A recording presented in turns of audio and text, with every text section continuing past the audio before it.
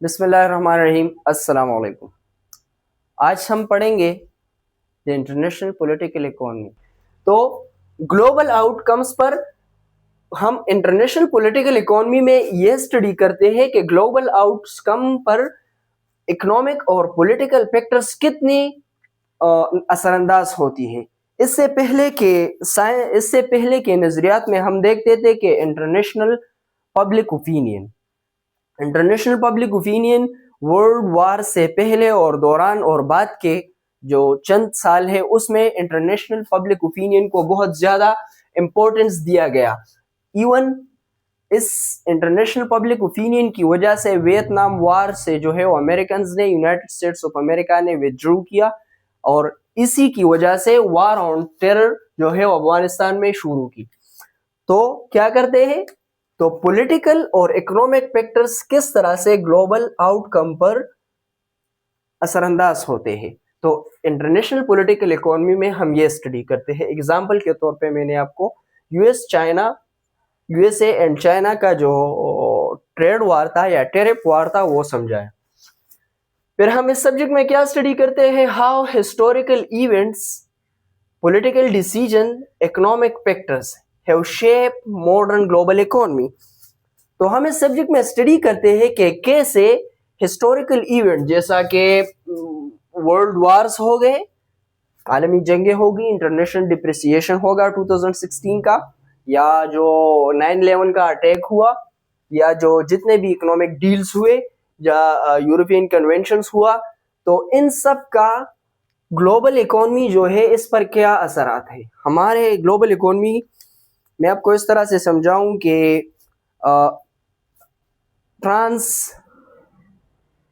Continental جو ہمارے پاس جو کمپنیز ہے، آرگنائزیشن ہے، یا ملٹی نیشنل کارپوریشنز ہے، یا ہم دیکھ لیں کہ بڑی بڑی جو چین آف مٹیریلز ہے جیسے کہ شیل آئل کمپنیز ہو گئی، جیسا کہ مختلف قسم کے موبائل فون کے برانڈز ہو گئے، جیسا کہ مختلف قسم کے جو کنزیومر پروڈکٹس ہو گئے، جس طرح کے آٹو موبائل انڈسٹری ہو گئی، یہ انڈسٹریز اور بہت سارے ہیئر پروڈکٹ ہو گئی، بیوٹی پروڈکٹس ہو گئی، یہ سارے انڈسٹریز جو ہے کیا ہے گلوبل اکانومی کا حصہ ہے. یا جو ملٹری جو سپلائی ہے وہ بھی ایک گلوبل انڈسٹری کا حصہ ہے. اور انٹرنیشنل جو کہہ لیجیے کہ ایویشن ہے وہ سب انٹرنیشنل یا گلوبل اکانومی کا حصہ ہے. تو ہسٹوریکل ایونٹ، پولیٹیکل ڈیسیجن اور اکنامک فورسز کس طرح سے گلوبل اکانومی کو افیکٹ کرتے ہیں، اس پر امپیکٹ کرتے ہیں. ہم اس سبجیکٹ میں انٹرنیشنل پولیٹیکل اکانومی کے سبجیکٹ میں ان چیزوں کو بھی اسٹڈی کرتے ہیں، ان چیزوں کا مطالعہ کرتے ہیں.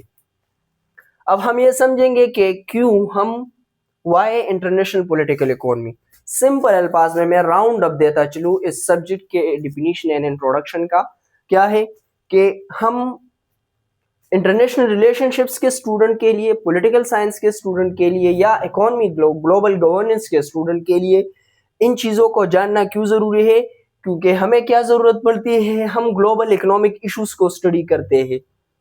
انٹرنیشنل ریلیشن شپس میں یا پولیٹیکل سائنس میں یا گلوبل گورننس میں یا اکانومی میں ہم کیا کرتے ہیں؟ گلوبل اکنامک ایشوز کو اسٹڈی کرتے ہیں. تو یہ سبجیکٹ ہمیں وہ ٹولز دیتا ہے. کیا ٹولز دیتا ہے وہ آپ نے انٹروڈکشن میں سمجھی. ہمیں وہ نالج دیتا ہے، ہمیں وہ ایکڈیمک بیک گراؤنڈ دیتا ہے جس کے ذریعے ہم گلوبل اکنامک ایشوز کو انڈرسٹینڈ کر سکے، ان کو جان سکے، ان کو انالائز کر سکے، ان کو اسٹڈی کر سکے. To analyse complex interaction. کیا ہوتا ہے کمپلیکس انٹریکشن کا کیا مطلب ہے؟ جیسا کہ میں نے U S and United States of America and China کا میں نے اگزامپل بتایا.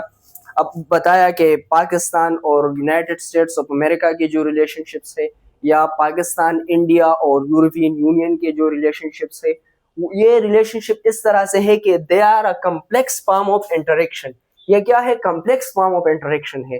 جیسا کہ ہمارے پاس ساؤتھ ایشیا میں دیکھ لے، یا ہم پار ایشیا میں دیکھ لے، یا ہم ایون ہم اگر دیکھ لے ایسٹرن یورپ کو دیکھ لے، تو وہاں پر کیا ہے؟ کمپلیکس فارم آف انٹریکشن ہے. ایون اس طرح سے میں بتاتا چلوں کہ گلوبل اکانومی میں جو بھی ریلیشن شپ اسٹیٹس کے درمیان ہوتی ہے، they are complex form of interaction. کیونکہ کیا ہوتے ہیں اس میں پولیٹیکل فیکٹرز انوالو ہوتے ہیں, ہسٹوریکل فیکٹرز انوالو ہوتے ہیں, ان سٹیٹس کی انٹرنل جو پبلک اوپینینس ہے وہ انوالو ہوتی ہے, انٹرنل اکنامک سچویشنز انوالو ہوتی ہے, ہسٹری کا بھی اس میں عمل دخل ہوتا ہے.